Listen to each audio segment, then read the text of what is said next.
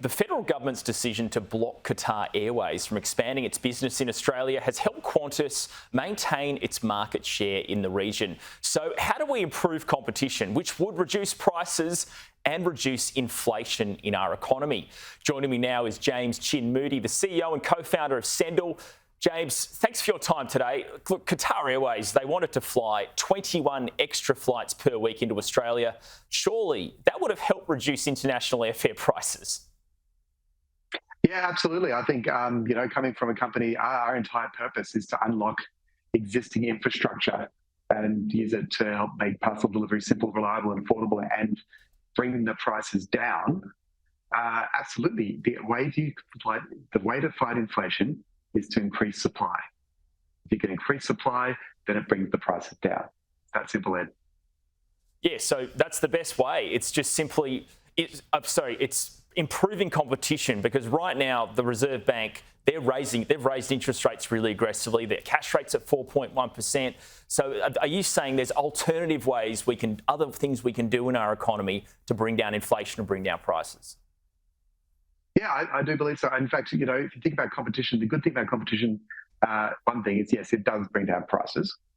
When you have monopoly providers who, might have more than 50%, 60, 70% of a particular market, that's not good for competition. But there is a second way we could bring down prices, which is to increase the amount of supply in the network. For example, in the parcel delivery world that we're in, what we do is we unlock enterprise infrastructure and make it available to small business. What does that do? You increase the amount of supply that's available. That brings down the price as well. Well, obviously, ACCC is the competition regulator here. Do they need to take a stronger role regulating some parts of the market where there are monopolies, like you say, or duopolies, like, for example, the supermarket sector? Yeah, look, I think the ACCC is doing a great job. You've seen, they're taking action with Qantas. They were called out recently, they called out Australia Post. There's been some stuff around the integrity, around, looking at what's been going on in a whole lot of different markets. So I really do think the ACCC, in fact, a system, it's interesting, they say at the end of the day, companies compete, but actually systems also compete. And it's the quality of our system is one of the things that really is the thing that drives prices down. So take, looking at we saw almost a 10% price rise from Australia Post recently. That was the same day that we announced ourselves a savings program for customers. Now that's competition in action. What we're really trying to do is, the more competition, the more supply that's available, the more you can drive the prices down in a market where, frankly, everyone needs a break, particularly consumers and particularly small businesses. Yeah, just looking at your company, Sendle, how tough has it been competing against Australia Post, which is obviously, such a massive business? Well, I think, competing with a monopoly is never an easy thing. But at the same time, we look at it as like, well, frankly, once, a monopoly wrapped in a habit is invisible. But once you're actually visible and folk know that they can act, we can knock 75% off the price of a retail postal package. Our prices go up to 75% off. Suddenly folk are going, wow, I can actually do that and get tracking and have you pick up from my door for free, right? All of that becomes really important. So once you remove the glasses that there's no alternative, that frankly the only way you can send a parcel was lining up the post office, once you suddenly have alternatives, then actually it makes things really great, because we get a lot of loyal customers who realise there is a better way. Well, yeah, you co-founded the company about a decade ago now, I think. How's it been going in regards to sort of growth across the country? So look, across the country has been fantastic. We have over 1 million account holders, for example, who have Sendle accounts in Australia.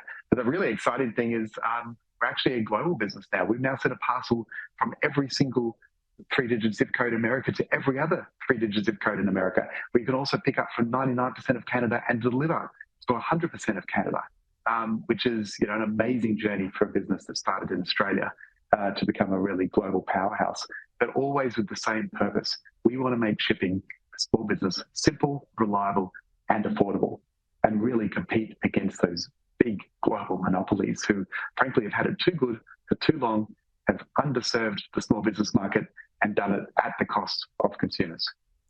And as a chief executive, what are your major concerns right now? How worried are you about the economy, or are you concerned about other things like hiring and retaining staff?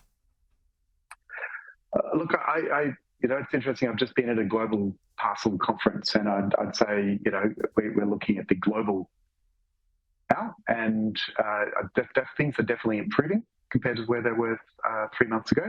But I think everyone's still, trying to understand where the global economy will be. We have seen some inflation pressure, for example, being removed in certain parts of the sectors of the economy, of different economies. I'd say from our perspective, we're really hoping that our small businesses have a great peak. This is going to be the time of year. Frankly, one of the big things that's happening right now is a lot of folk are looking for a bargain. And that can actually be really great for small business and small business e-commerce in particular. So really doing what we can to help those small businesses thrive is what I think is the thing that keeps me awake at night right now. James Chin Moody, Chief Executive, co-founder of Sendle, thanks for your time today. Thanks for having me, Ed.